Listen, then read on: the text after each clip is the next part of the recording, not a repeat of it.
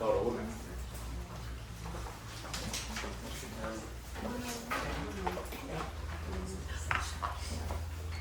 Roll call, please. Howard Haggard. Right. Diane Jordan. Here. Bob McDaniel is absent. Chad Sargent. Here. Brenda Walters. Here. Motion, quorum is present. Recognition of guests, thank you guys all for coming. We've got some distinguished professionals over here that are joining us from the forestry, Oklahoma Forestry. We got Don Cook, Nolan Cottle from U.S. Forest Service. Thank you guys for coming. Public comment. Let's start with, who do we have first? We have on the list, Jay Coleman. Shouldn't specify what agenda I item. know, I forgot, sorry. Oh, do you want We'll to let speak? Wendy speak first. Wendy first? Okay. And Wendy's only had like a few minutes to prepare, but I just want to say that as a resident, as a registered nurse, as a cabin management company owner for over 26 years, I am against allowing fireworks in our community that are not controlled by the fire department and the police department. I'm the number one partier probably in this room. I love to party. I'm not against a party. But when you have too much partying going on with, fire, I'm against it. Number one. I think our firemen and our police are already got enough to do this weekend. They don't need to be worrying about that kind of stuff. I kind of am sad because for the vendors that do sell fireworks, but they can all take them home. The other thing is, in the past, when we've had fire bans, you can go through every Facebook page and half the people don't even know there's a fire ban. So you mix that with fireworks, we're in trouble. We all know that a flame or a spark can travel miles away and restart a fire. I think that's my notes. I don't know the specifics of what you all have discussed, I'll be honest. Yeah, I think we have enough community involvement. Look at this weekend. 3 nights in a row, people have places to go to enjoy fireworks safely and freely. So I think that's all. 3 minutes? I thought we have Idabel, we have Broken Bow, and we have Nice. Choctaw Landing. Nice. Thanks, Wendy. Not We've even, got we also three have national there- announcements. we also have Four nights in a Octavia, row. There's 4. Octavia, and the rodeo. Okay. So there's 5 different places. Okay. Because Shelley made the list of all of them. That's right, she did. Is there someone else? Jay. I was just actually agreeing with what Wendy said, and my issue is like around your cabin or around the houses and stuff, and I know the little kids, they wanna do their fireworks and things like that, I understand, but the noise of it and all that till, midnight, 2 o'clock in the morning, that's the part I don't like about it. And I agree with what all that Wendy said. I'm just against it. But there is a lot of places you can go watch. Thanks, Jay. Who we got next? I was gonna, if no one didn't mind, saying a few things about what we passed out. Nolan Cottle, guys, he's our ranger. Yeah, my name's Nolan Oklahoma. Connell. I'm the district ranger for the Oklahoma Ranger District, U.S. Forest Service. Been here 3 years. It's the first time I've been to one of these meetings, so thank you for inviting me. I have some papers here for the board. This is these are the CFRs, Code of Federal Regulations regarding incendiary devices on U.S. Forest Service land and stuff that is adjacent. If you look on there, let me borrow this real quick, I'm sorry. Operating fireworks or detonating fireworks on U.S. Forest Service property is a crime. It is a federal felony. Okay? If a fire originates on private and spreads to USDA land, that is a federal felony. Also, people will have to reimburse the Forest Service for their response. I'm also what is known as an agency administrator for fires. I direct the field crews. My overtime rate is $400 an hour. So, and if you've got full crews, 2 full engine crews, if anybody has a fire that goes on the Forest Service land, they are going to pay for that. Okay? Just this morning, somebody was arrested in Colorado for one of the fires that started. Saturday, we had 3 firefighters die and 2 more in critical condition in intensive care unit. That fire originated as an escaped campfire. Okay? That is why Diane and I have an agreement. If she tells me that there is a burn ban, we set up our electronic signs down there by the office. They can't say they didn't know. So, Yeah. and we just purchased a couple more, Good, and they will be placed on the north side. good. Oh, nice. One of the things that we are working with, and it's with the Hochatown Development Authority, particularly SKIP, is we are working on a CWPP or Firewise. We're going through the grant process now, we're going through the paperwork process now, we're going through the language. Once any kind of language is put together, that will be given to Hochatown, particularly the Hochatown attorney to look it over. When we sent to you as a draft, and then, we'll go through there. Recommend. Right. So, a couple months ago, we were doing a controlled burn up on the east side of 259 on the very north side of the district, which is beyond the Hochatown town limits. Somebody with an ATV did not have a spark arrestor on their ATV, and we had a wildfire that I had to divert crews from the controlled burn to handle the wildfire. That's one of the things that makes me really nervous.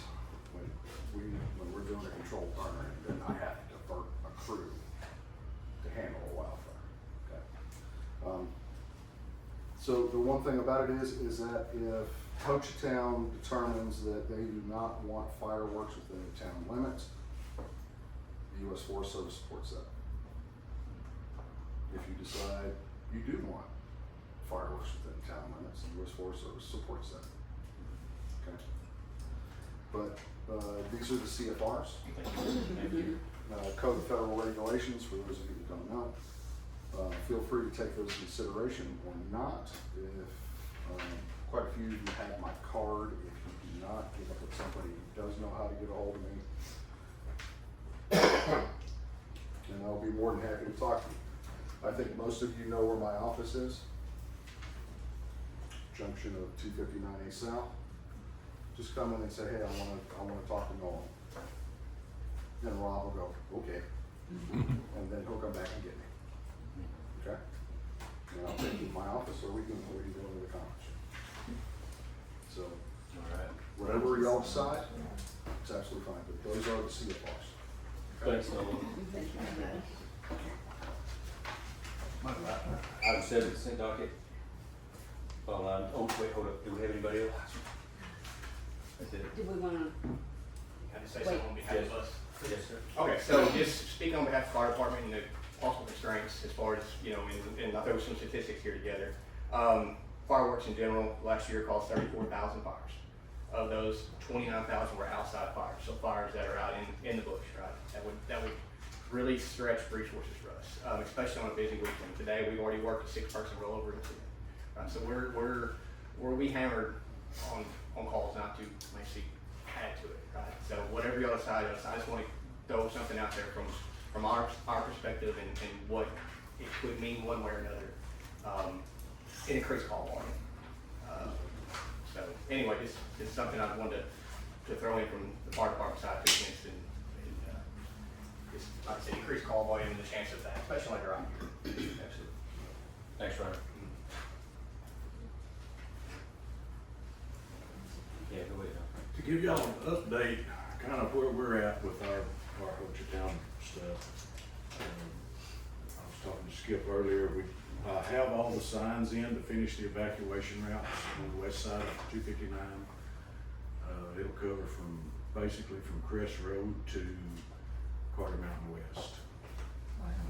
A little bit beyond, but we do have all those signs in. In the next weeks and months, we'll be getting those put up and those routes is established and out to the public so everybody knows where they're at. We had an app called Safe Stay. That thing has been pretty much a nightmare, and we're going to simplify that. And the plan is to simplify that, where it's simply scan a QR code, shows you the maps and all the evacuation routes, and you follow a blue dot and make it much simpler. That's where we're at, you know, with what we've been doing and are going to be doing in the next few weeks and months. I also have some fire danger signs that are going to go up, one on the north end of the county, one south, and one around Hochatown here somewhere. I'm hoping to put it on the right of way there by Choctaw Landing, where it'd be very visible and very easy to identify. And what will that sign say? Just the basic fire danger, low, high danger, extreme. That'll be nice. Just 4x4 white sign. We're putting one up in front of our office there at Brooklyn too. So, Did we have those years ago? there's been a few around. Yeah. Y'all got one at your office. And Right there. Nolan and I talked about putting it up right there on their property, that intersection. And that's a possibility too. That hadn't been decided where we're gonna put it yet. We're just gonna put one up here somewhere. As far as the fireworks stuff goes, the amount of fine dead fuels that are in and amongst around the cabins, it's, like you say, there's plenty of good, safe ones going home. So, whatever y'all decide. Very good. Thanks, Don.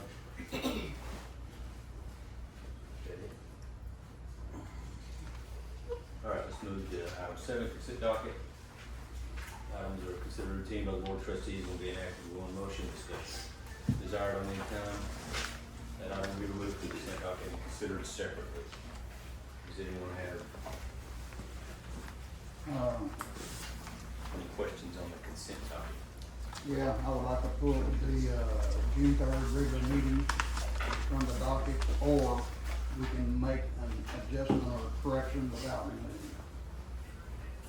But to correct it, I think we have to remove it from the docket. Yeah, you just. The June 3rd regular meeting. I said that.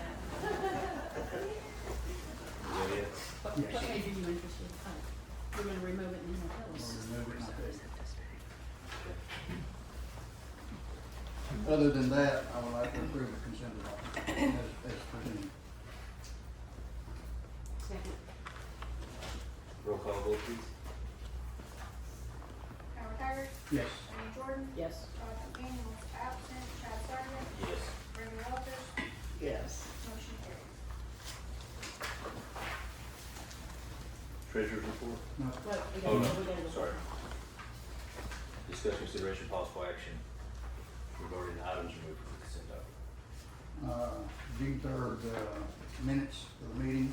On the second page, treasurer's report, there was a typo made on the collections of sales tax. That reading should be on the second page, treasurer's report of the regular meeting. You're just going to get a little different because you've got the chairman's. The item 9, treasurer's report. What was it? No, he's gonna tell us now. Okay, the collection of the sales tax is a misprint. That number should be $424,358.99. Give me the corrected one, Howard, please. 424, $358.99.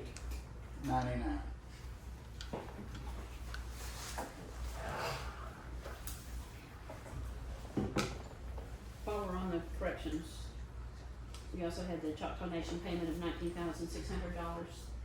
that I think I asked for. You know, we usually earmark those for something, so I'd like to see the follow-up on that. Okay. Thank you.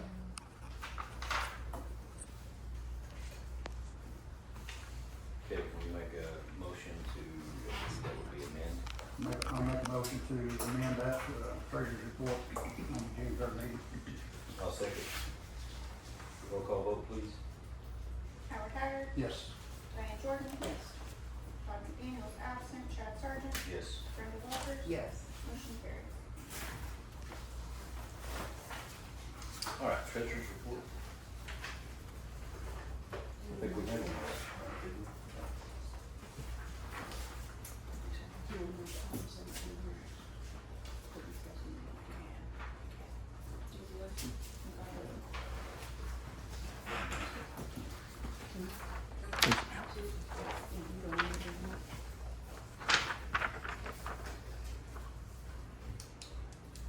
These are numbers for May. Our lodging tax total was $306,379.57. Sales tax was $461,999.06. Use tax, $9,410.26. Cigarette tax came in at $2,246.76. Gas and motor was $212.08. Court and police revenue for the month was $1,510. And our interest at the bank was $24,661.27, bringing our total income to $806,413. You can see our debits, but keep in mind, we bought quite a few vehicles last month.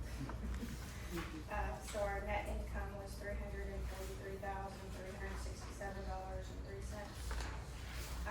Generally, I keep the first time license there, but it is renewal season, so I thought you would like to see, as of right now, we have received 473 renewal license.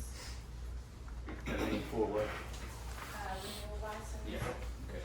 No license. February.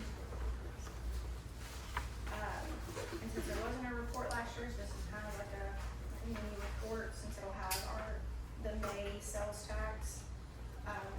So month over month, we are up 8.87%, and year over year, we're up 52.34%, for sales tax. And then for lodging tax,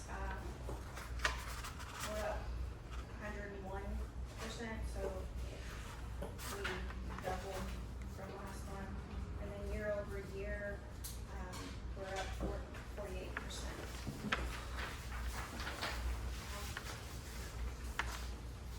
It's great progress, thank you so much. Need a motion to approve the treasurer's report? I'll make a motion to approve the treasurer's report. That's presented. We get a second. I'll second. Roll call vote, please. Howard Haggard. Yes. Diane Jordan. Yes. Todd McDaniel is absent, Chad Sargent, Yes. Brenda Walters. Yes. Motion carries. We're gonna go ahead and move to item 17 before we do the monthly reports down. So we've got, 17.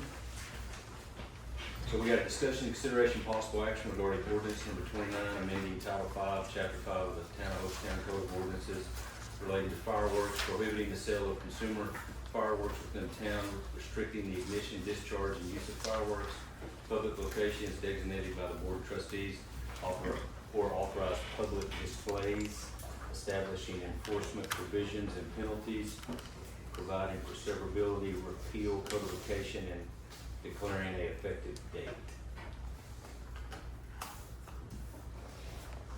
What discussions do you guys have? So we currently have an ordinance in place that has been in place for how long now, Adam? Since the incorporation of the county. Okay. 2023. However, if you, I mean, you guys wanna I chime in? think we or should start with you wanna- what the new one is. Okay, let's do this.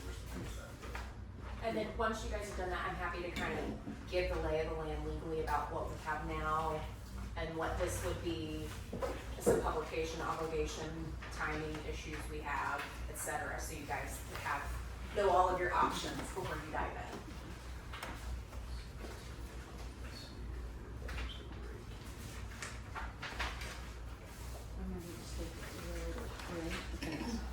I wanna talk about item number 1 under section 1, item B, sub 1, that fireworks are restricted at a public location or except for at a public location or location specifically designated by resolution or other official action of the town board of trustees. And I'm wondering if we could loosen that up a little bit, that maybe it's not at a public location, maybe a subdivision wants to have a special event, and they are private properties. But I would think if we could add after the word resolution, comma, a special event permit, maybe something like that would, you know, like we talked about having parades, you know, can we have special event permits?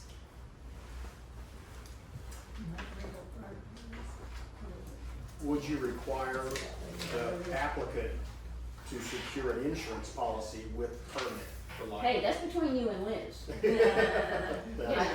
I'm not in favor of that. I think, you know, the public displays, if we start picking and choosing who we're going to allow to have a private display, then we're gonna be, you know, why can't I do that in my neighborhood? Yeah, I can agree with that. And, you know, we can, go ahead, Darcy. We've got, you know, pretty much every subdivision in our town has its own, every management company, every property owner in nearly every one of our subdivisions have their own bylaws and rules that are posted. No firearms, no fireworks. We're 99% covered right there. I have to make sure I don't get emotional about this. We've had a policy in place, and I was very instrumental in putting that policy in place on the 500-foot rule. We've taken 99% of the freedom of our citizens away from them in the last 3 years in corporation. We've got people with over 300 acres inside our city limits that are not even allowed to shoot a firearm on them anymore. Can't even deer hunt anymore. We have private residents that abide by the 500-foot rule. That is put on a private fireworks show privately for their own family for the last 25 years. I don't think we have the right to take that away from them, and they've done it without incident. You talk about 35,000 fires last year. Tell me how many happened inside city limits of Hochatown in the last 12 months. Have we had a fire incident because of fireworks on the 500-foot rule in the last 12 months or the last 3 years? 0. So, I don't know why we want to stop selling fireworks and take away from an income from our town. Why do we, who says there's places for public fireworks show that are a safe place for that to happen?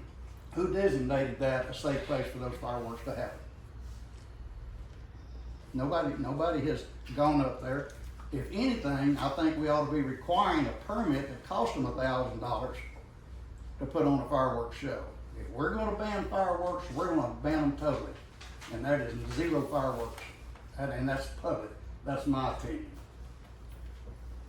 We've taken away too many of our citizens' privileges already. Take away one more, we're becoming a dictatorship. I'm sorry, but that's the way I feel.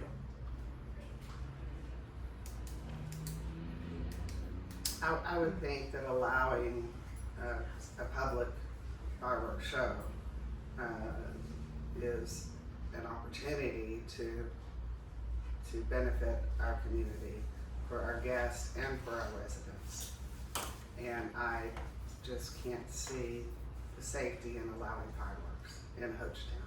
And I thought about it too. My kids loved, they loved shooting off bottle rockets until one little old man got hit in the arm outside our house. But, so I don't know where their alternative is or where they do that, but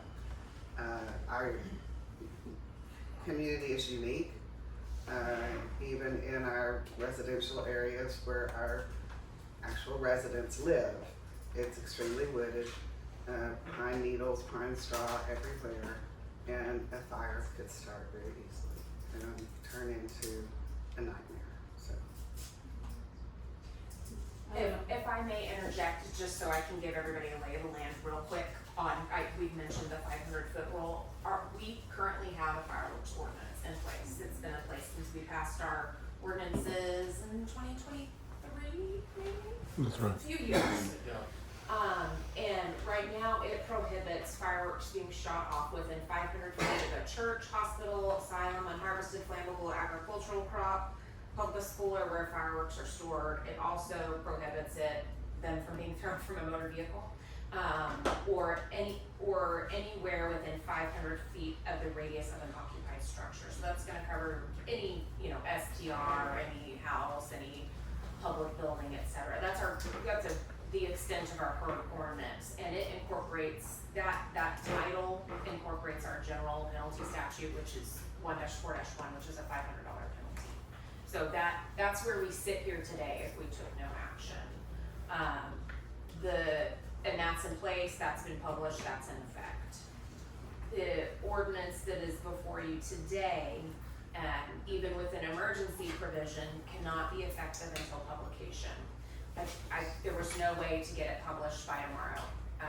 And so the fastest that this could get published is Saturday. That's when it would be into effect. So we're not gonna be able to, we already have one thing to protect us, right, between now and when we can publish. But I want everybody in this room to understand the fastest this could get published at this point is Saturday. I tried to get them to hold the print, which was at 1, and I couldn't convince them. So this would be effective upon publication, which I'll turn around and send whatever version we do to them, or nothing if we just leave the current one in place. So from a legal perspective, there's that. What I would ask, whatever we do, and Julie, this is me flagging you to remember, I think we should revisit this next month, even if we change the ordinance today, to see how this weekend goes and make some improvements either direction on our current one or a changed one. So I would like to revisit this issue again in August while this is fresh on our mind, and then have a whole year to kind of see how things go. But that's all the input from legal, and I'm happy to answer any questions, just so everybody in the room knows what we have and what we're looking at. Since you, Go ahead. since you mentioned fireworks from a moving vehicle, I do remember, we didn't have a fire department last year, so they can't answer a question. Because if there were calls, that would have been through the volunteer fire department. But I do in particular remember Chief at the time telling us that yes, he did have to pull somebody over for shooting fireworks out of the back of the vehicle. So. We don't have a whole year because New Year's is coming sooner than the next 4th of July. Yeah. So, I would also just make a comment on Howard's comment about subdivision rules. We all got together and kind of copied each other's subdivision rules and used to meet almost monthly, Brenda, of the things of, hey, what's going on?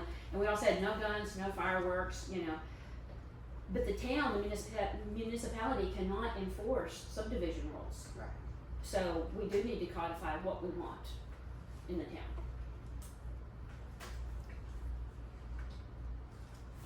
And our fire department mentioned, if we're taking calls on fireworks, that is diverting resources to, if it's blown off fingers or a cabin fire, it is diverting resources that we need in the town. And we're not fire-wise. We've had that conversation for the last 3 years and plus, that these cabins are not fire-wise. Officer Leday and I went out on one of the fire calls. It was just a little grass fire, escape campfire. I walk Beavers Bend almost every Sunday morning. I count usually 3 or 4 campfires that are still burning. When we went out, they literally couldn't get the big fire truck between the trees to get to the back of the cabin, So if They're we're- not fire-wise. So if we're talking about campfires, why don't we talk about campfires, not fireworks? We should talk about campfires too, but this is an ordinance on fireworks. I even heard from the men a while ago, 99% of the fires were campfires. Wrote it down out there. So it wasn't because of fireworks. Who said that? It's out there. escape campfires, Yeah. and they do need to be put out. Well, I have a lot to say about this item. I've spent 2 days just kind of deep diving into it, and because at the end, I see where Howard's coming from, and absolutely our freedoms of America are extremely important. But at the end of the day, this is a mitigation decision on what we decide to do, because, I'd like to read y'all a few things that I made some notes, and I knew I wouldn't remember them all, but it'll take me a minute, but, if any of you guys have done any homework on fires, you'll realize that there's tourist destinations out there that have suffered devastating losses. Pigeon Forge, Gatlinburg, 2016 was devastating to them. It was. Was it because of fireworks? No, it was a arson. It was two kids that set a fire. But at the end of the day, it doesn't matter. If that was set by fireworks, it could have been the same devastation. My point is, what they dealt with, 14 deaths, 191 injuries, 2,400 structures destroyed, cabins, $2 billion in damage, 14,000 evacuated. Tourism took years and immediate hit to recover. Lodging massively suffered. Cabin operators lost large portions of inventory and investment. It took the area years to recover. That's all it takes is one mistake. And if we make a decision based off of historical statistics, what we're doing is hoping, that our individual perfect guests and/or locals are responsible. That's what we're banking on, that everyone's going to do things right. And we know in society, that's why we have speed limits, building codes, voting regulations. All these things are in place because systemically we can't suffer one massive loss on our watch as a municipality. Because if we don't prohibit this and something happens and we lose 2,400 cabins, then the finger's going to be pointing at us, whether we like it or not, because it's all about mitigation. It doesn't, it's like Nolan's told me in the past, it's not if, it's when. We're going to have a massive wildfire at some point, are we not? I mean, it's just statistically, it's going to be, it's going to happen. And to whatever degree that is, hopefully we're prepared and we're able to handle it. But at the end of the day, it's about having independent layers of protection and making sure that we're mitigating the problem. Because even if we put this in, it doesn't mean people are going to follow that ordinance. They're still going to make mistakes. People are still going to light fire just like they still drink and drive, even though it's illegal. You're still going to have that dynamic.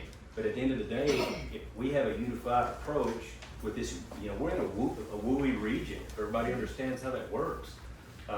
We're a delicate, area that is highly susceptible to forest fires. This is not I'm probably one of the most serious issues that I have is with fire and with our forest. I have 15 dogs at my house, and don't think twice or even three times that I haven't spent years preparing myself to move my dogs in case I have a fire. That's just me. I watched my neighbor's house almost burn to the ground last year. Within 20 minutes, the wind shifted, all hell broke loose, and if it wasn't for my son sitting on the porch, Mike Lemon's place would have been up in flames within 25 minutes, because it took 20 plus minutes for the forestry service to get there, and about 24 minutes for Broken Bow to get there. Volunteer fire department, about 32 minutes, Adam, wasn't it about 32 minutes, 33 minutes? Yes, sir. My point is, it's all it takes. If we, and I had to run to my restaurant, grab fire extinguishers, come back and help them put out this massive yard fire that was just, it had climbed 15, 20 foot.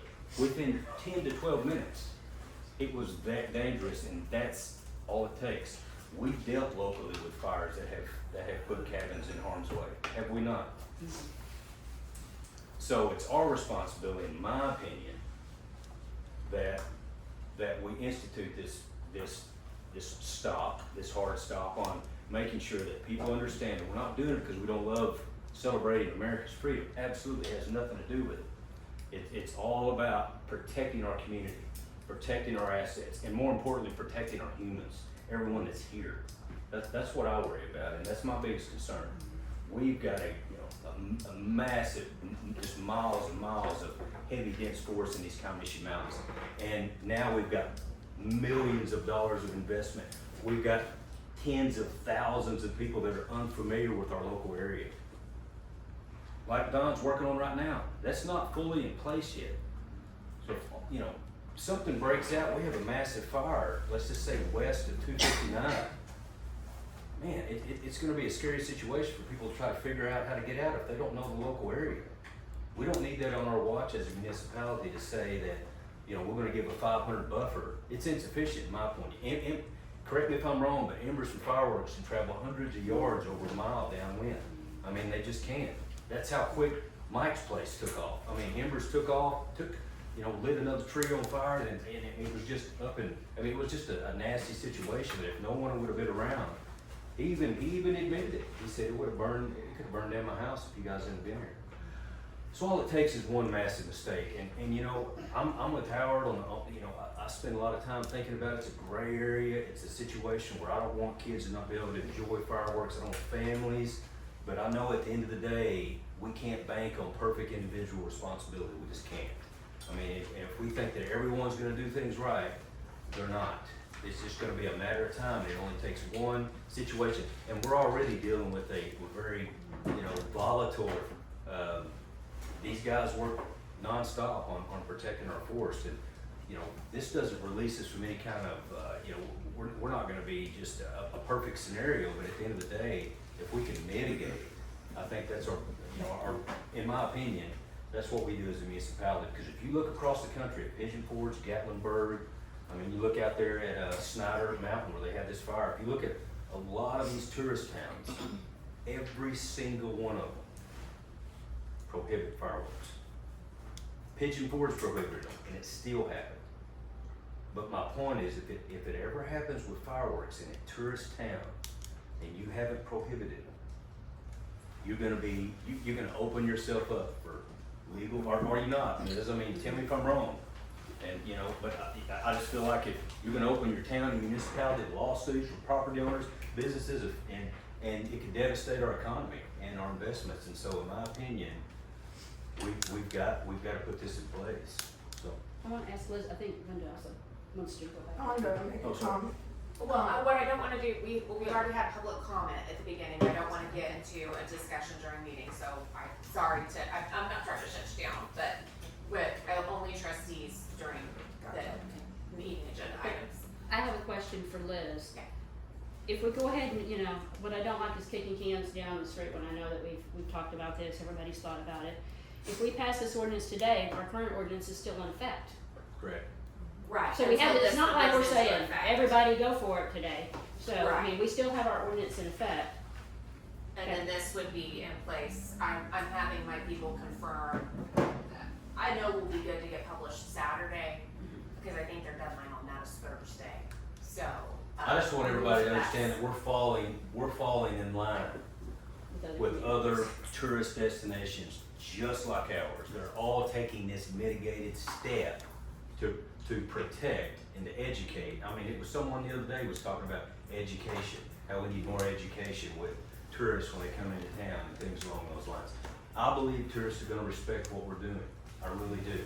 If it saves one child's life or anyone's life for that matter, whether it's adult or a child, I think it's worth it. And at the end of the day, having controlled fireworks is a beautiful thing, and it's a safe thing.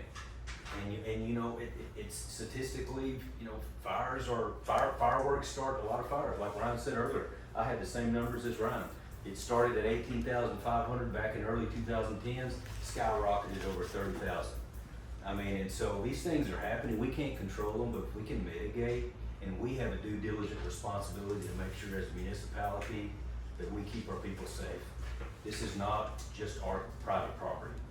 This is hundreds of properties that it's our responsibility to stand in line with this WUI project and with the Forestry Service to do everything we can to protect, our community as a whole. And I think that it's one additional step that we can take. So that's where I stand on that.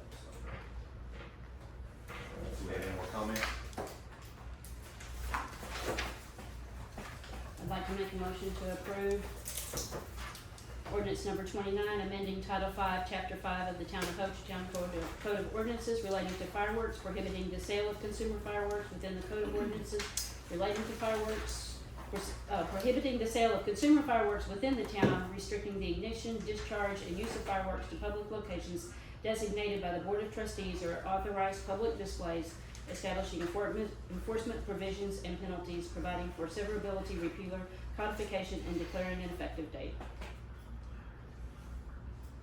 I'll second. So the effective date would be, do we need to say the date? The effective date is listed in here, and because we're doing it, you're gonna have the emergency option on the next agenda item. It's in effect immediately from its passage, approval, and publication, so that publication is the key of the Okay, effectiveness. thank you. Yeah. Sorry. Are you good? I'll second. Roll call vote, please. Howard Haggard, I will not be the one to tell Terry Gill that he can't put on a fireworks show for his granddaughter. My vote is not no, but hell no. Diane Jordan, Yes. Todd McDaniel is absent, Chad Sargent, Yes. Brenda Walters, Yes. motion carries. Okay, item 18, discuss consideration of possible action to adopt the emergency clause of ordinance 29. Should go there. It's just the emergency clause. I make a You just motion to have to pass approve the that. adoption of Okay. the emergency clause for ordinance number 29. I'll second. Roll call vote, please. Howard Haggard, No, Diane Jordan, Yes. Todd McDaniel is absent, Chad Sargent, Yes. Brenda Walters, Yes. motion carries. Okay, item 19, so we can get it, discuss consideration possible action to designate authorized public locations within the town of Hochatown where the ignition and discharge of fireworks may occur pursuant to newly adopted section 551 of the town code. So we just discussed that a little bit. Liz, you I think somebody had a list. The only two that I know, They're inside town limits, Yeah, I well, guess, they're there's only- several that are outside. well, but- one then, it's, because the Choctaw Landing does not fall within our, It is within our city limits, so I would approve it anyway, even though they're not technically, we can't make them do anything. But let's go ahead and be good neighbors and Okay. designate them since they are within our city limits. Okay. Are there any others within our city limits? I know there's several in the area, but, there is, at the Mountain Fork Brewery, okay. behind the Mountain Fork Second, Brewery. third, and fourth. And it's, We have 4 shows total, 2 on the 3rd, and then second, third, and fourth. Okay, so So what, those do we locations- have, does somebody, is that email you Mhm. sent earlier? Mhm. Does anybody, I've got that handy. the locations are Choctaw Landing And Mountain Fork Brewery. Brewery. And Do we then do we need have to- the days? Do we need to give the dates? I would. Okay, Second, third, and fourth. for which one? So there will be 1 show every night and 2 shows on the 3rd. Choctaw Landing and Mountain Fork Brewery both have shows on the 3rd. And then Mountain Fork Brewery has one on the 2nd and one on the 4th. What I would do to simplify your life is to designate those areas and say from the period of July 2nd through July 4th. Is there any on Sunday for any No. reason? Okay.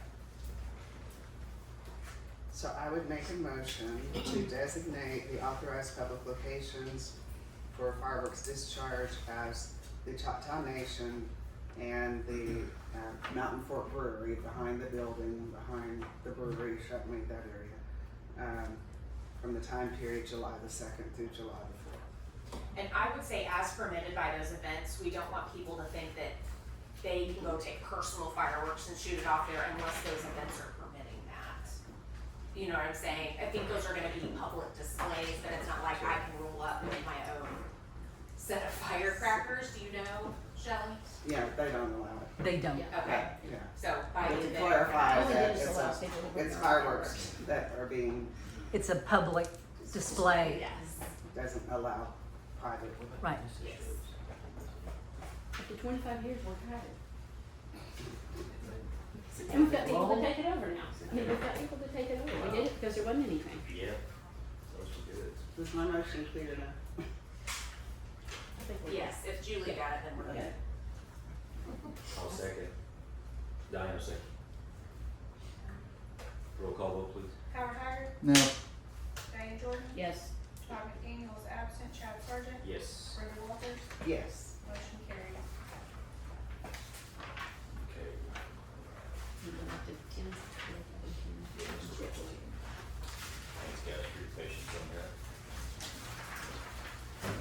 students are excused that don't want to stay for the rest See of you, the Don. class. Thanks, Helen. Thanks for your comments. Thanks for facing that. You can proceed. County Administrator report.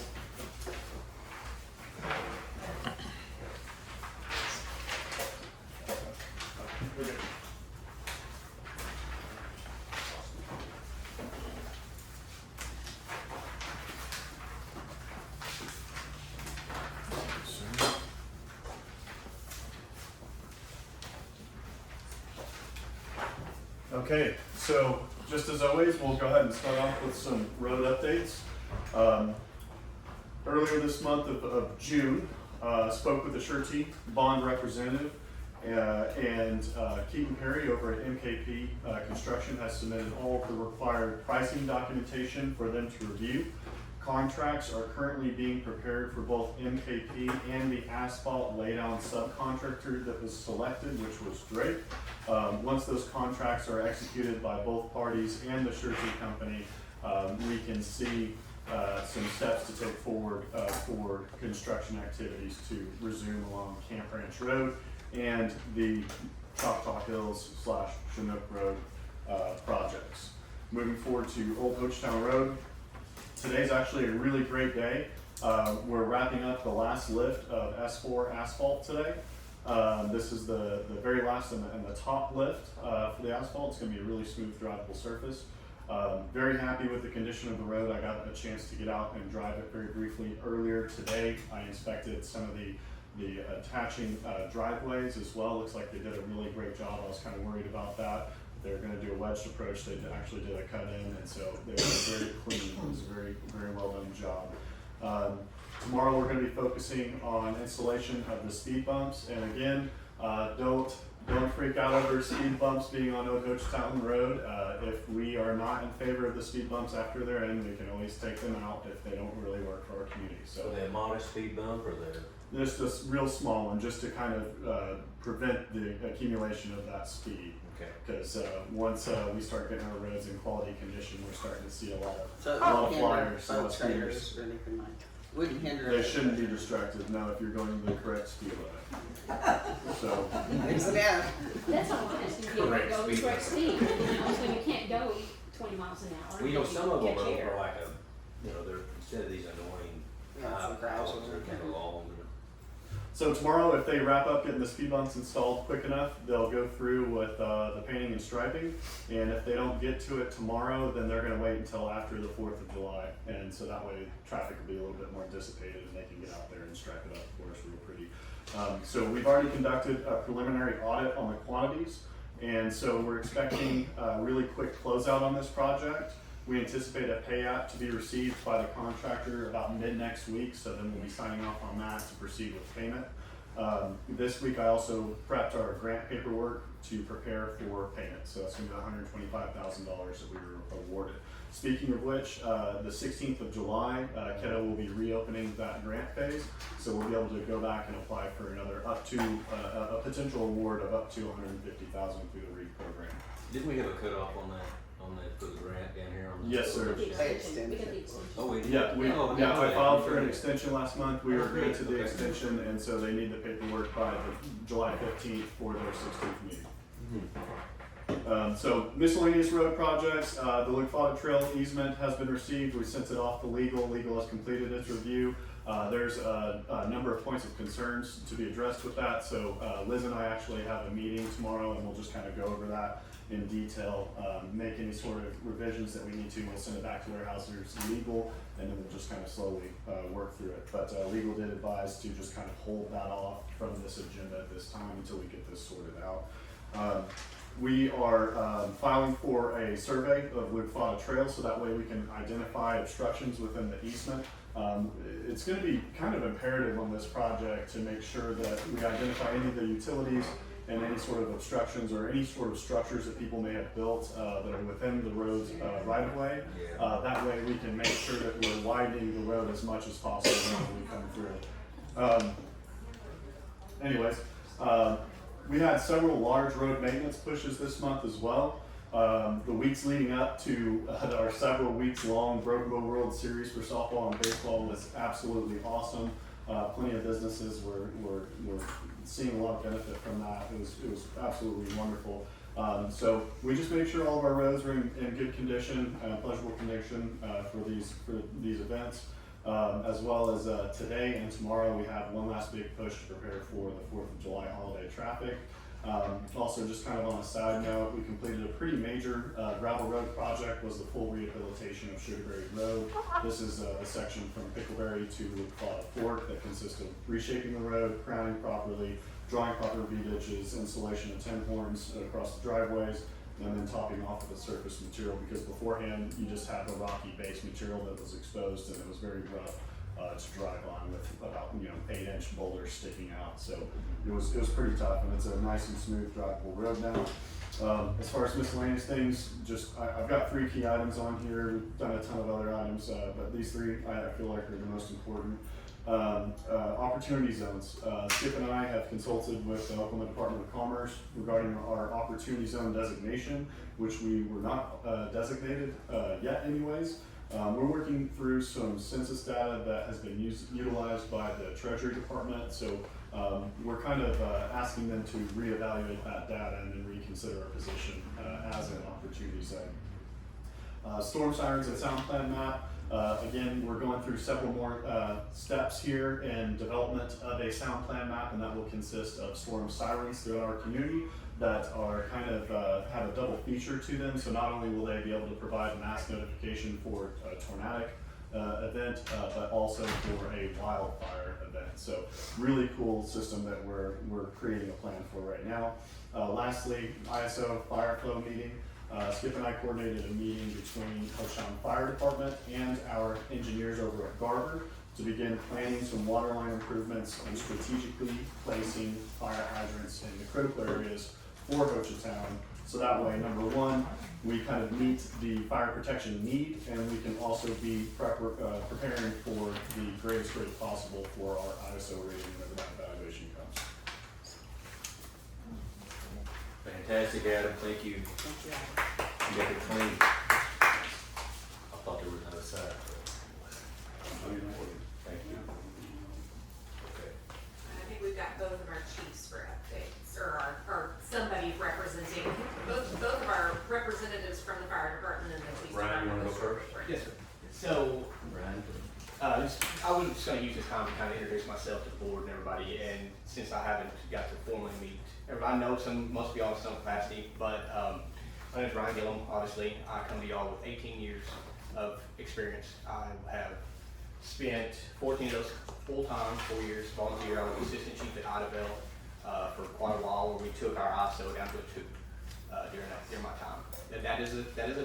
That's a stretch, but it is something that's doable. I think we have the resources. Adam is obviously doing a good job at starting that, and I'm here to help any way I can.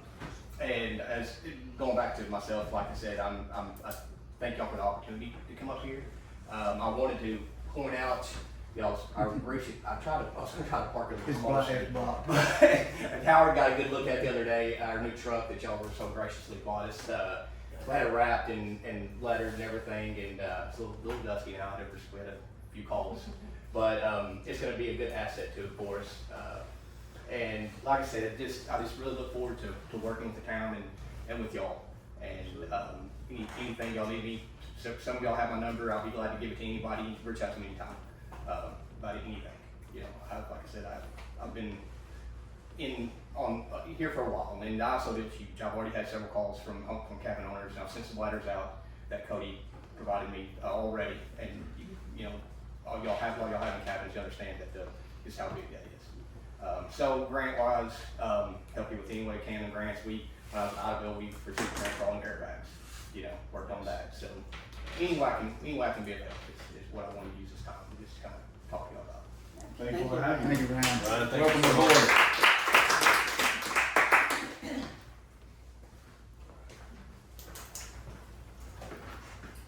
How y'all doing today? Very good, So, our stat for June was 31 calls for service, 15 agency assessment, OHP, parks and sheriff's department, and 25 traffic stops. 17 of those traffic stops resulted in 17 citations out of 25.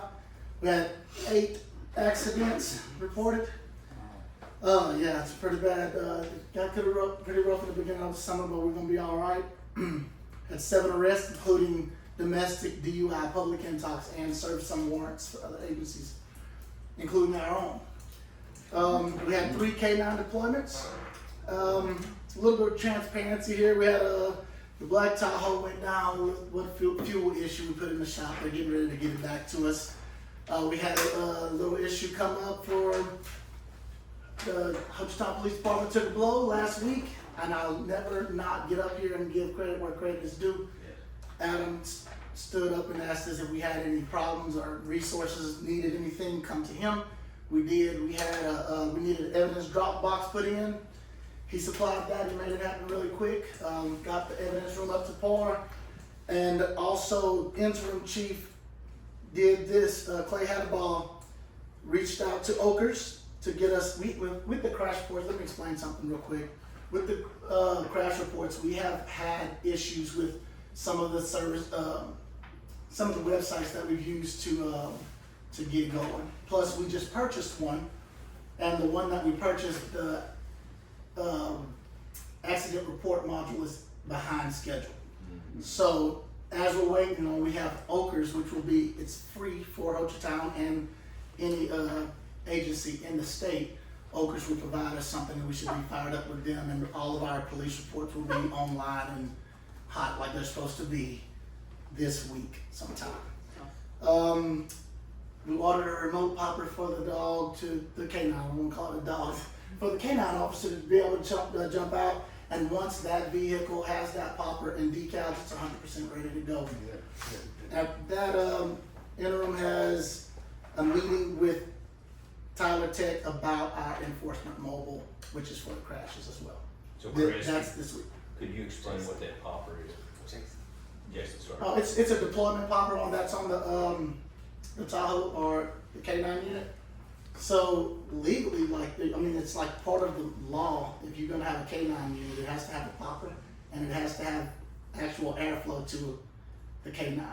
So those are 2 things that we have to have on the vehicles. What it does, it's on your key controller. Yes, sir. And what it does, it hits that switch and it'll immediately pop that door open. Oh, wow. K9. Yes, sir. You gonna want It one? doesn't have to go physically Give open. me one of those. Yeah. So he'll be able to pop the white one. Okay. The black one has one already. He'll be able to pop the white one just like that and deploy the K9 as needs to. How did he do on those 3 calls? I don't know. I wasn't in the loop on those, but I'm sure he did fine. He went and got the proper training, and our officer can handle it, I'm sure. Yeah. Hey, so real quick before Jason wraps up, I want to take a moment to appreciate Jason and our interim chief Clay's working with me on the Safe Oklahoma grant, which is going to be a grant opportunity again for this year. We were awarded it last year for the UAV thermal capable drone that we received last year. It's going to be for the amount of $25,000 to $50,000 for the police department. So Clay and Jason both are working together. Jason, Nobody. is your middle name Chris? No, Jason Paul. I don't know where I got Chris, sorry. I got a brother named Chris. She just came out. She Yeah. just came out. Making sure I didn't have it correct. Okay. All right. Mr. Skip. Sure. Also Good afternoon. Good afternoon. So let's start with the public information side. It's not necessarily been anything out of the flow. It's been pretty ordinary with regard to what we've dealt with, but it's been high volume. So it's that time of year, right? And you look at those numbers that Julie reported earlier with sales tax and license tax, see a 50% increase year over year. Yeah. So there's some challenge in that as to how accurate that data is, number one, but it is accurate to the extent that the crowds are bigger this year. Some of the traffic flow is heavier, therefore there's lots more communication needs. We've also found ourselves in more alliance and direct communication with some of these other agencies. One that just left, U.S. Forest Service, so we've started to communicate some things for them as well. That we are, breaking my arm, patting myself on the back here and Shelley, but our reach is pretty good. So they like to come to us and let us kind of throw it out there because more people see it that way. Yeah. And so that's happening now, which I think is a really good thing, because it synthesizes our messaging and lets people that have other agencies that have important issues that need to go out, we have the right audience for it, right? So, it's just another layer of transparency there, so clear the air for people to see the message that is out there. So that's it on the public information side, unless you have questions about anything specifically on that. Switching quickly to the development, we had to skip our development authority meeting this month. Couldn't get everybody at the table at the same time, so we just finally tried to rearrange it for this, to do it this week as well. That didn't work out either, so we're gonna, on the 15th, we're gonna have a pretty sizable agenda. So I would encourage you all to make sure you clear that, fit the July 15th, 1 o'clock. Hey, Julie, can you send those out as calendar invites? So let's talk about a few things that we're working on that side. So one of the things we've been working heavily on is today's the go live, technically the go live date on our project for Granicus for host compliance. So we moved it back to match up today's first day of fiscal year 27. So we had to make some decisions about the data because of the status the data was in that was captured previously. And so we've decided to make a clean break.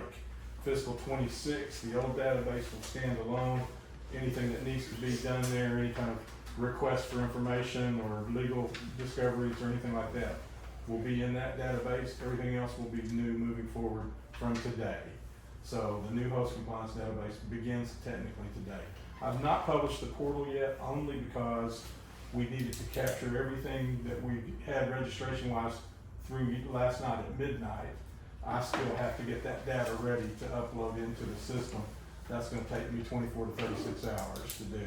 But we will have the new portal online sometime before this weekend. So we're testing it. We've got Granicus on high alert. You guys authorized a letter of non-renewal to them. I will tell you that it had its intended effect. They have assigned new people to our account. They've raised our level of priority within their organization. Now, proof's in the pudding. Let's see what product is delivered. That's still yet to be determined. We'll measure that in the weeks ahead. I'll have an update for you pretty soon. Any questions? We have a few more organizations we can get those letters out. Yes, we do. We have one that's on my list next, actually, yeah. But that one worked to the intended effect, and I'm happy to report that we at least have some resources, more resources available to us. We'll see whether or not the tools actually work in the way they've been promised. So, Skip, let me ask you this question Yes. while we're talking about it, because we don't get to talk about this much. Are these companies that, like Granicus, and who's the company prior that we? Avenue. We already got their name. Yeah, Avenue. My question is, are we such a unique, in a unique position as STR that challenges them to do things that they've never done? No. No. Or are they just overwhelmed? I mean, my question is, because when we signed up with Granicus, Mike was instrumental in giving us the confidence that we needed that this was going to be, a successful, process of stages. Where do you think, the problem went wrong? And number one, and number two, like you said, you feel confident now that we've got people in place on Granicus' side. I just like to have transparency on what happened, and because this has happened twice, Yeah. these companies obviously are struggling with So I'm fulfilling. a little late to the party, admittedly. Yeah. I didn't get engaged in this until about mid-February. But what I will tell you is that just in some of the forensic work that I've done around, okay, why is this data in the condition that it's in? We were given an interim promise with an open source framework architecture to capture the data collections for both the registry, which the registry would be the permitting piece of it, and then also the remittance part of it. So you've got two sides of this thing. One is who are you? The other is how much do you owe, and have you fully compensated the town for that tax, or fully satisfied that tax is the better way of saying it probably.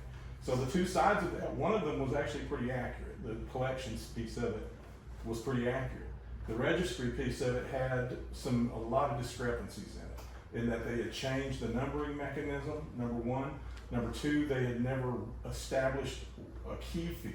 A key field means that it's one number that you can tie to any tabular data that you have that makes sure that you're associating like kind data with each other.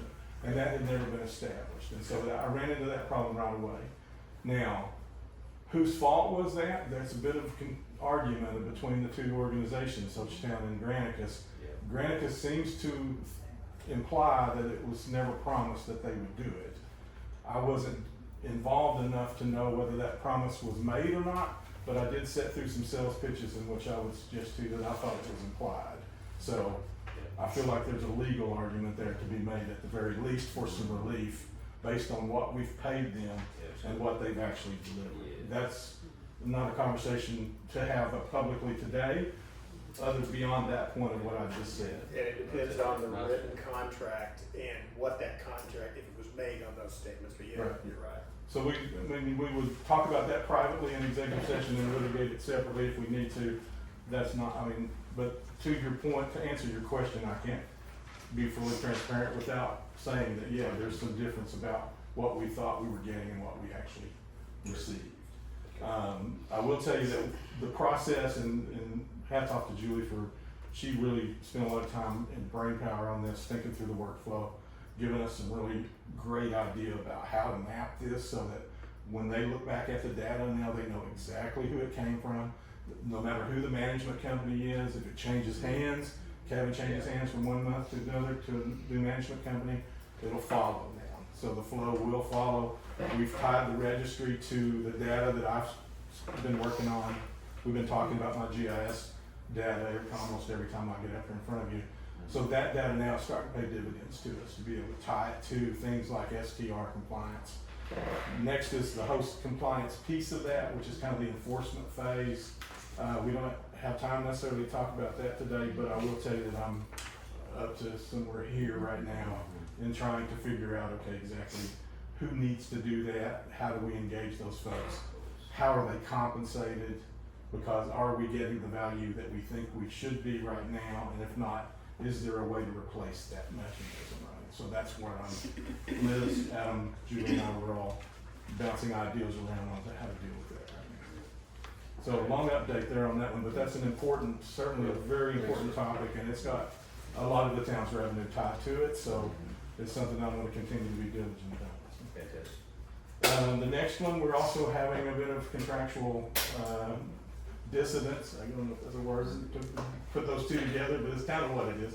Civic Plus, you signed a contract with them originally in April of 2024. You had some outlay in the tens of thousands there, and they still do not have a lot of product. So I took that project as well, same time frame, February, mid-February. So we've since gone through some resource changes with them as far as people that are assigned to our account.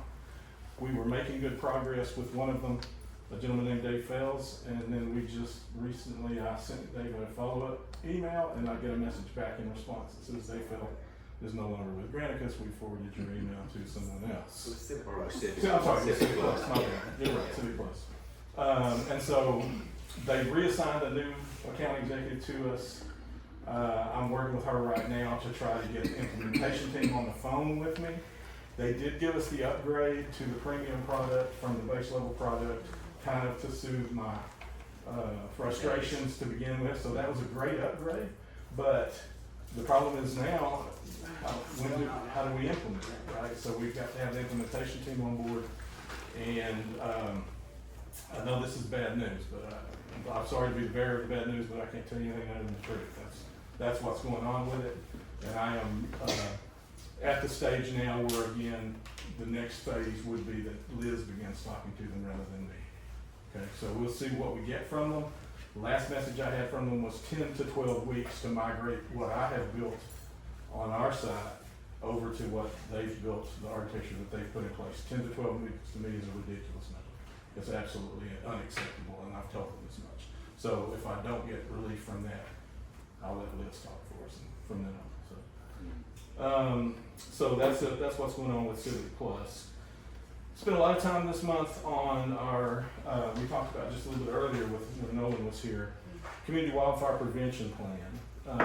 That was the CWP. CWPP, that's a part of the WUI program, and I've taken a lot of time already, I don't want to take too much, but I did kind of want to give you an overview of why this program is important to us and how it has a lot of tentacles, I'll say it that way. It's got a lot of things that can help us in different ways. Clearly, it's a fire-wise program, so it's intended to help us mitigate wildfire, particularly where it touches. WUI literally stands for Wildland Urban Interface. So anytime you have wildlands and residences that touch each other, there's some set of standards that the Forest Service wants to engage, the Department of Agriculture wants to engage. The way to get to those projects is through this prevention plan, the CWPP. It is, there's a pool for each CWPP, there's a pool of up to $10 million in federal monies available unmatched. So you qualify the project and the USDA's pool of funds for the WUI program will pay for the project. So things like fire protection systems, passageways, fire breaks, mitigation of ladder fuels being all of that undergrowth that gets the fire up into the canopy. So all of that stuff, there's money available to you, to us. Yeah. But you cannot even apply for the money if you do not have a CWPP and all of your major stakeholders are signed on to it. So that's the process we're in right now. State, federal. So that's these guys over here, US Yeah. Forest Service, Yeah. OFS. Yeah. Right there's another one's got a sign on, Hochatown Fire Department. Yeah, listen, 10 or 15 organizations. And there's at least that many. And the one that I'm at right now is I'm having some real serious talks with Weyerhaeuser, who is clearly our biggest private landowner. They need to be a sign-on stakeholder for this. And so far, they're one of the organizations that has not signed on with us. And so I'm pushing that, trying to elevate that as well right now, get that conversation started at a higher level than the one I've had at. So just know that I'm working on those things, but they touch a lot of things. He spoke about a siren program that he's working on, that he and I are collaborating on. That program is one that can be paid for fully by the CWPP.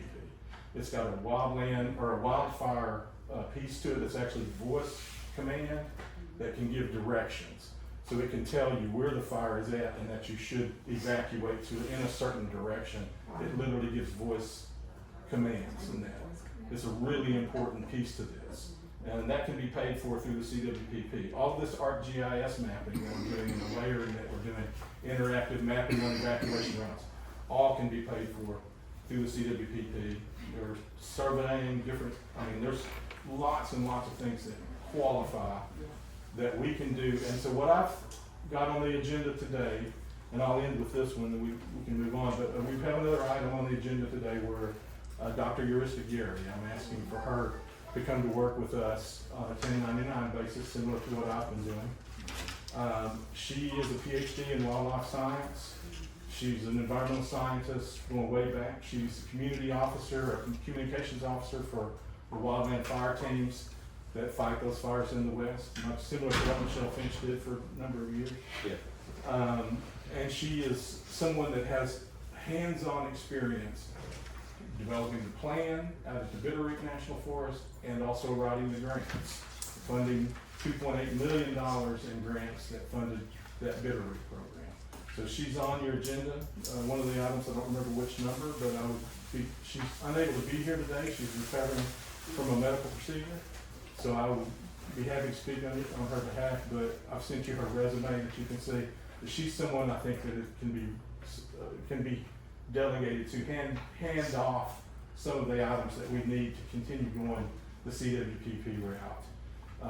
I'm loving doing it, and I'm learning so much about the stuff, but I'm also being pulled in a variety of different directions, and so I need someone of her caliber that can step in and keep this important project afloat. And she would be month to month, I guess, and whatever we need. Yeah, we'll talk about it on the agenda item. Okay. It's an MSA with a not to exceed. Okay, sounds good. Okay? All right. No more questions? Sure, thank you. Yeah. Hey, I'm gonna stop showing you the reports.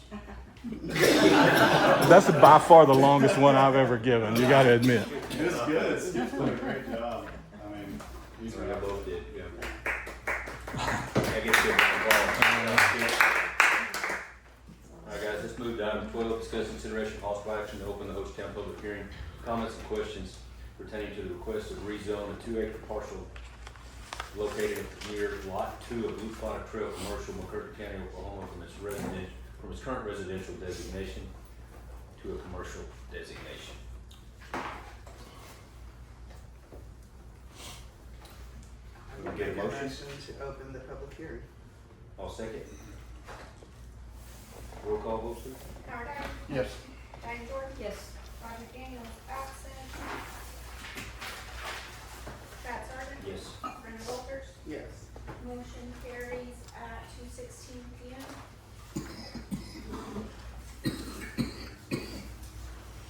Okay, so it's public hearings. Can anybody speak? Do we have anybody that would like to speak on behalf of the item? We good? You want to introduce it? I mean, Yeah, we can talk Yeah. it through if the board would like. I can kind of give you a small briefing about it. Please do. Okay, so we received this rezone application to rezone a 2-acre parcel site here. The land is currently almost entirely surrounded by commercial zoning designation. There's one small square parcel, it's about the same size, right next to it to the northeast, and that is the Abernathy parcel. That is currently a property management firm, so although it is currently designated a residential zoning, that is actively being used as a commercial site. And so the reason for that is that that site had actually been created before we had our zoning regulations adopted. And so it was really just kind of an oversight and not catching it whenever we went through the adoption of our zoning map. So that parcel needs to be cleaned up as well, because designating it to its appropriate use, which would be commercial as well, that would actually free up a lot of use for the two. So basically a little bit about the subject site is that subject site is being requested for rezone to commercial purposes so that it can be actually merged in with the other commercial zone area that you see there. There is a land deal that is kind of pending on that right now, and I'm not at liberty right now to say what the business development plan is right now, but it does have something to do with outdoor large recreation. We need that. Good. Thanks, Evan. Yes, sir. And, I think the staff. comments were- HPC has recommended approval. Yeah, so you have. Planning Commission has recommended. Yes. Yes, ma'am, so during the last hearing, which was just this week. Yeah, So the staff and we the, have the staff report from JNA recommending approval, and you have the Hochatown Planning Commission recommending approval after their public hearing.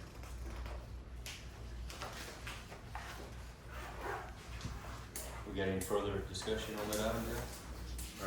No, but I appreciate having the research ahead of time, Absolutely. so that Yeah. we're not trying to figure it out today, so I'm good. Okay. I would make a motion to, or close public hearing, sorry. Yeah, item 13, discussion consideration possible action to close the public hearing for comments and questions pertaining to the request for rezone 2-acre parcel located at or near Lot 2 of Blue Spotted Trail Commercial, McCurtain County, Oklahoma, from its current residential designation to a commercial. I make a motion to close the public hearing. I'll second. Roll call vote, please. Howard Haggard. Yes. Diane Jordan. Yes. Roger McDaniel, absent. Chad Sargent. Yes. Brenda Walters. Yes. Motion carries at 2:19 PM. Discussion consideration possible action regarding the request to rezone 2-acre parcel located at or near Lot 2 of Blue Spotted Trail Commercial, McCurtain County, Oklahoma, from a residential designation to a commercial designation.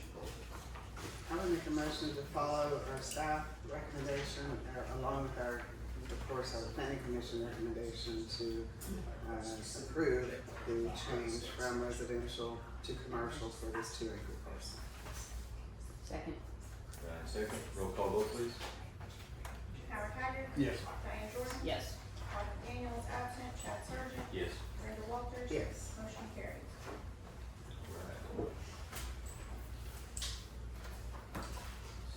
Okay, let's go to item 15, discussion consideration possible action to adopt ordinance 28, a ordinance of the town of Hochatown, Curtin County, Oklahoma, amending the town of Hochatown Code of Ordinances, Title 7, Chapter 2, Vehicle Operation generally by adding Section 7-2-5, regulating the use of engine compression braking devices, J brakes or J brakes, providing definitions, providing exceptions for emergency and safety related use, providing for enforcement, providing penalties, providing severability, providing repealer, authorizing codification, and declaring an effective date.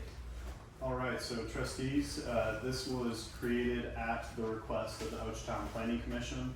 The Hochatown Planning Commission requested a discussion-only item to direct staff to prepare, a couple of different concepts for addressing the J-brake situation with some of the semi-trucks that kind of come through. A lot of complaints oriented around the noise that it kind of generates. There is an emergency kind of provision, so in case there actually is some sort of a significant risk of accident, then you can go ahead and utilize the J-brake. But in general, this would ban the use of J-brake in just a general sense up and down our 259 strip here. Well, we get signs up and that'll be great. Yeah. So how big can the signs be? We can, we'll work with DOT and we'll generate signage and appropriate standards to theirs.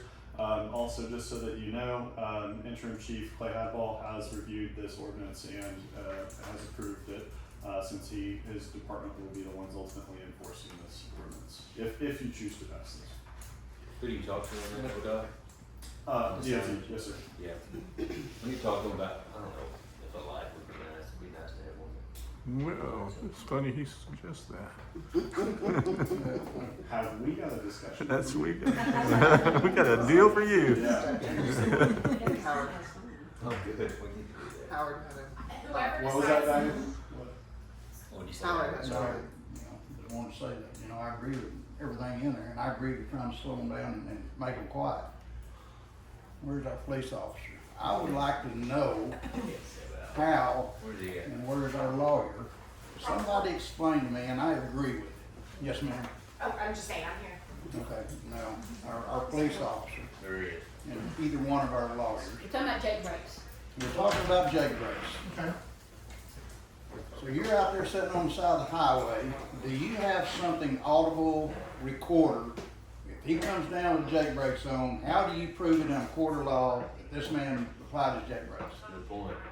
Well, if I go out and let's say I'm sitting out and I'm running stationary radar, the moment I get out and I activate my body cam, it plays back to the time about a minute or so. So there is some type of Yes, sir. audible, Yes, sir. something If that you're you parking can in take a to designated court. spot. This was my concern, how do we Enforce it. enforce the this? ordinance. How do we prove it in court? Yeah, That's yeah, right. when we get out to do any traffic stop, we have to activate our body cams and Okay. it rolls back time, so. We'll The other definitely- thing I would say is, and I don't, if we ever got in a big dispute with somebody about, well, I didn't use my J brake, all of those big trucks anymore, I can't remember what the program is called, but it tracks their hard brakes like that, and it tracks the use of their Jake brakes in an electronic system. Oh, wow. Okay. Yeah, we would subpoena the Department of Transportation and Yeah. acquire their log Yeah. from that time Oh, period, wow. and that would prove. Hopefully, we never have to do that, And but that's, yeah, that's a that'd backup be option. extraordinary, but still. Yeah. And the other thing I'd like to comment on, and it's on the signage, Oh, it says the town may erect. Thanks, Jason. yes, sir. Thank you, Jason. the town may, On E of the section, it says the town may erect signs. I think that should be changed, must erect signage.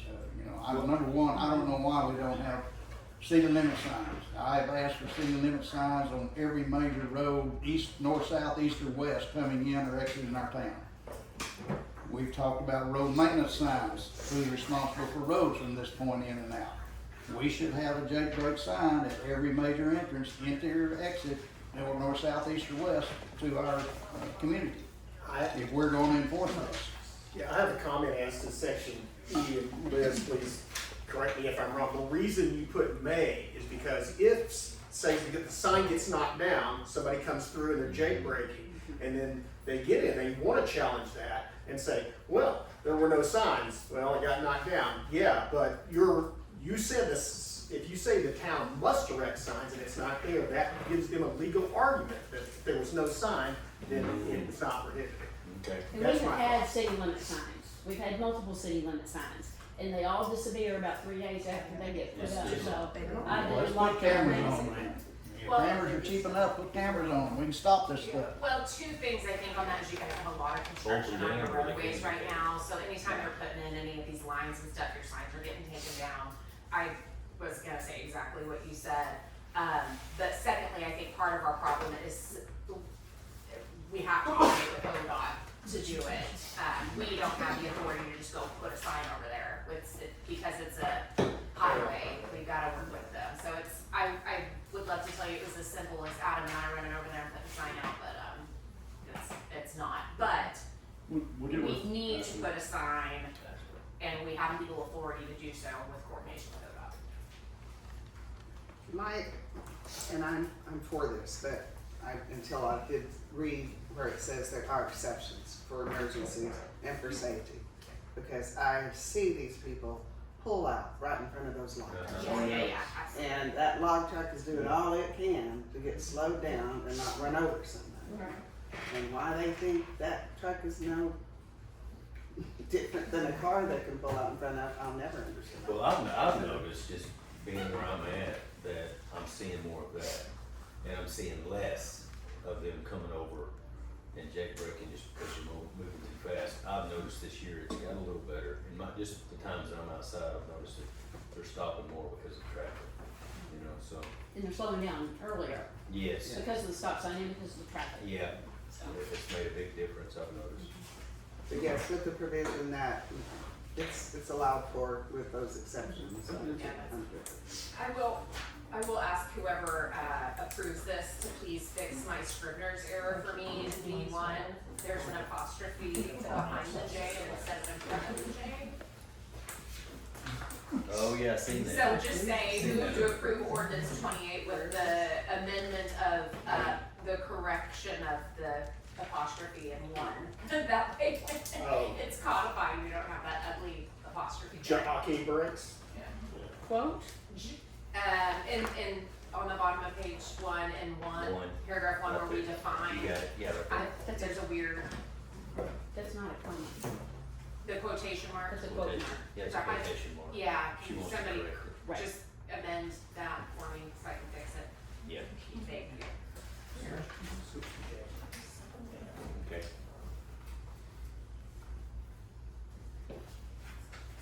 We'll make a motion to approve ordinance 28 down in Hochatown for the Code of Ordinances, Title 7, Chapter 2, with the amendment correction on item B, number 1,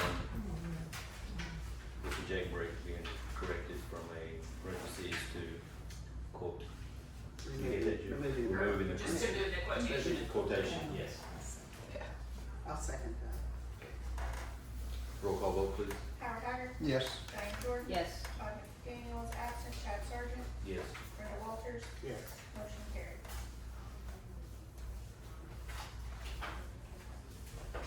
Item 16, discussion consideration possible action to adopt the emergency clause of ordinance 28. I make a motion to approve the adoption of the emergency clause of ordinance number 28. I'll second. Roll call vote, please. Howard Haggard. Yes. Diane Jordan. Yes. Todd McDaniel is absent. Chad Sargent. Yes. Brenda Walters. Yes. Motion carried. Okay, let's go down to item 20, discussion consideration possible action to enter into a master service agreement with Michelle Copeland for website administration, social media management, digital creative services for a term commencing July 1st, 2026 and ending June 30th, 2027 with a total amount not to exceed $25,000. I think the only question I have would be, can I call you Shelley, is that okay? What I've been calling you my whole life, right? Right. Are you gonna, I know you have been doing the, you've been doing a multitude of, you guys have creative services, or is this gonna be strictly website and social, or what are you wanting It's to the same thing I'm doing now. just, This okay. is a renewal with my name taken off of it. That's what, okay. That's, Yeah, I was just curious if anything. Yeah, was since gonna you be guys added. are hiring him as an employee, Yes. then my agreement is separate, but it's for the same duties. Same duties, okay, that's all I had. But it's all the stuff that Skip was doing that you were billing out separately from data and all your management services and HDA are not. They're not in this. This is just. This social MS, media. this MSA just has the public information piece in it. Got you, yes, okay. I make a motion to approve the master service agreement with Michelle Copeland in the amount not to exceed $25,000. I'll second that. Roll call vote, please. Howard Haggard. Yes. Diane Jordan. Yes. Todd McDaniel, absent. Chad Sargent. Yes. Brenda Walters. Yes. Motion carries. Fantastic. Thank you, Sheila. Thank you, guys. Item 21, discuss consideration possible action into a master service agreement with Dr. Jurista Gary, PhD, for consulting services related to wildfire planning, trails planning, grant administration related project support for a term not to exceed 1 year, and total amount not to exceed $40,000. So we had a little bit of a briefing on that, Skip. Anything you want to elaborate on, or? No, I submitted the resume and MSA to you earlier. Yeah, we'll go over it. Yeah, I mean, if you have any questions specific to her qualifications or anything, I mean, what I would tell you is that I'm fully vetted here. So she meets the RFQ. She's definitely has a higher level of deliverable. I'll put it that way. She's not an entry level person. This is someone that has hands-on experience with another CWPP that's been very successful out in the Bitterroot Forest in Montana. I will tell you, just as a side note, her husband is the chief firefighter at the U.S. Forest Service as well. So when she's working on this, she has a resource across the dinner table from her that can help her answer questions. So I find that to be another feather in her hat. I didn't suggest hiring her for that reason, but it doesn't hurt that she has that kind of resource available. And I guess Liz has reviewed this agreement. I had it in my notebook, so I looked at it while we were sitting here because we kind of got it last minute, but I didn't catch anything. Did you have anything? It's a year term, so we don't have any of our usual, I gotta negotiate with them terms and that sort of thing. And I will note, Yes. it has a clause where you can terminate it within 30 days without cause. Okay. Yeah. So there's not much risk This- down it. It's a DOL boilerplate. Yeah. I did it, not her. So Okay. I didn't see anything that stuck Yeah, out to me. and it requires, anything over $100 per diem requires prior approval. So exactly. you're Yeah. good. You're protected. Okay. And I'm allowed to ask, is she local? She is. She lives in Idabel. Yeah. Okay. Oh, wow. She didn't grow up here. She grew up in South Africa, but she's a local. She lives in. They moved to Idabel. Corey got transferred from Bitterroot to Hochatown this year, first of this year, and they moved here physically in February. Okay. She has taught online at Arkansas Tech in Russellville for a number of years, actually. So she's, she knows the area pretty well, and she's already excited. I've talked to her about. We're studying two things. Number one, the most effective signage that incorporates evacuation routes and so forth, so that we can kind of get a visual signage reference. People know where they're at and kind of whose land they're on, whether it's public or private and so forth. And then the other one is that we're studying those that have used most effectively these emergency passages and I'm going to call them trails because they're not roads, but those passages that are built with the CWPP plan, using those for recreational purposes during non-emergency times. And so those are the directives that I've given her so far that we've worked on. I actually gave her some leads that I had already. So this is going to pay dividends. Fantastic. And she's a great grant writer. And she's not opposed to writing grants for us in other areas as well. Okay. I would make a motion to approve the master service agreement with Dr. Jurista Gary for consulting services relating to those items listed. Total amount not to exceed $40,000. I'll second. Roll call vote, please. Howard Haggard. Yes. Diane Jordan. Yes. Todd McDaniel, absent. Chad Sargent. Yes. Brenda Walters. Yes. Motion carries. Fantastic. Okay, guys, item 22, discussion consideration possible action to award a contract to the Town of Hochatown Municipal Complex Information Technology Infrastructure Installation Project, including network equipment, wireless access system, security camera system, cabling, configuration, testing, and related services based upon proposals submitted by B&B Technology in the amount of $28,259.02, J&S Cabling in the amount of $29,019.60, and Grice Computer Consulting in the amount of $47,500, and authorize the town administrator to execute all necessary documents. So a little bit of background on this item here is, the town has solicited to 4 potential vendors. As you just spoken here, Grice, Sephoros, J&S Cabling, and B&B Technologies. We had Grice Enterprises here at $47,500. Sephoros Computers did not submit a bid. J&S Cabling at $29,019.60, and B&B Technologies at $28,259.02. Adam, this is for the, This is for all of the cable drops and the outfitting for all of our IT infrastructure to have offices at the other facility. okay. How do you feel about B&B? Well, I mean, I think that they're the lowest bid, and also you're looking at continuity of service with our existing network environment. Yep, that's good. Agree. Okay, thanks, Adam. Yes, sir. And I'm sure, does this include alarm systems over there? No, that would be a separate, that would be a whole separate, that wasn't a part of the scope. The alarms are not, okay. No, sir.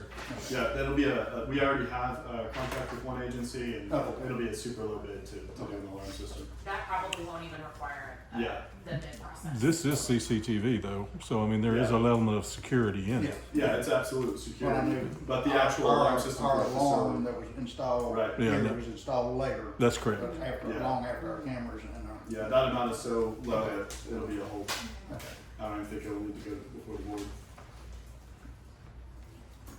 Okay. Sounds good. Is this, I got one more question, is this going to, include, or is part of this gonna include getting all the locks changed, and is this, door keys, or? No, sir. That's totally separate for me? Okay. Yes, sir. That should be within spending limits though, right? Yeah, I mean, Absolutely. the only reason this one's before you guys is the amount. Okay.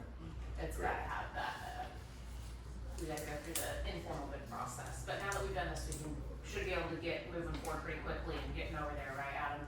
Yes, ma'am. This was kinda what was hanging us up. So B&B. Okay. Can you get a motion? I'll make a motion to approve the technology infrastructure installation project with the lowest bid, B&B Technology. It's $28,259.02. Second. Second, Diane. Roll call vote, please. Howard Haggard. Yes. Diane Jordan. Yes. Todd McDaniel is absent. Chad Sargent. Yes. Brenda Walters. Yes. Motion carries. Fantastic. Item 23, discuss consideration possible action to convene into executive session as follows. Pursuant to Title 25 Oklahoma Statute 307B1, discuss the employment, hiring, appointment, promotion, discipline, and resignation of Douglas Copeland and Christopher Williams. Pursuant to Title 25 Oklahoma Statute 307B3 for the purpose of discussing the sale, purchase, lease, acquisition, or appraisal of real property for the town of Hochatown.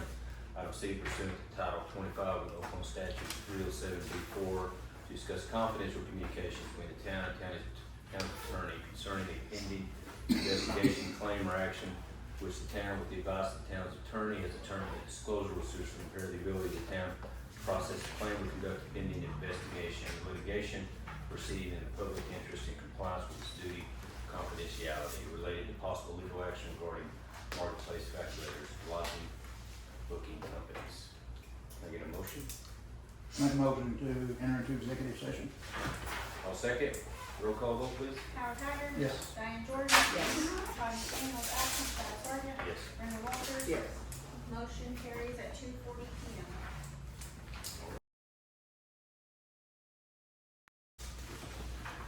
Okay, guys. possible action. Make a motion to reconvene in regular session. Four 18. 418. Who seconded it? I'll second it. Discussion and possible action, reconvene in open session. Okay, we got that. Saying you do your owl. Then we got any motions? Okay. Howard made the motion, I seconded it. Okay, roll call vote, please. Howard Hager. Yes. Diane Jordan. Yes. Todd McDaniel is absent. Chad Sargent. Yes. Brenda Walters. Yes. Motion carries at 418. Statement of executive session minutes. Pursuant to Title 25 Oklahoma statute, discussion the employment, hiring, appointment, promotion, discipline, or resignation of Douglas Copeland and Christopher Williams. Item B, pursuant to Title 25 of Oklahoma statute 307B3 for the purpose of discussing the sale, purchase, lease, acquisition, or appraisal of real property for the town of Hochatown. Item C, pursuant to Title 25 of Oklahoma statutes 307B4, discuss confidential communications between the town and the town's attorney concerning a pending investigation, claim, or action which the town, with the advice of the town's attorney, has determined that disclosure will seriously impair the ability of the town to process the claim or conduct a pending investigation, litigation, or proceeding in the public interest in compliance with its duty of confidentiality related to possible legal action regarding marketplace evaluators and lodging booking companies. No action was taken.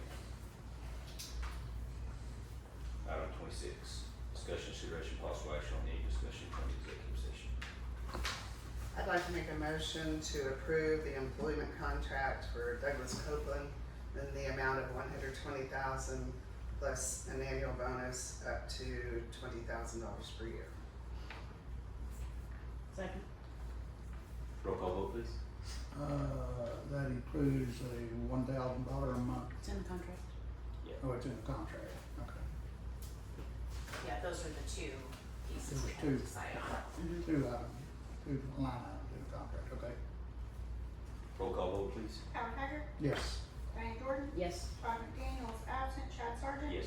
Brenda Walters. Yes. Motion carries.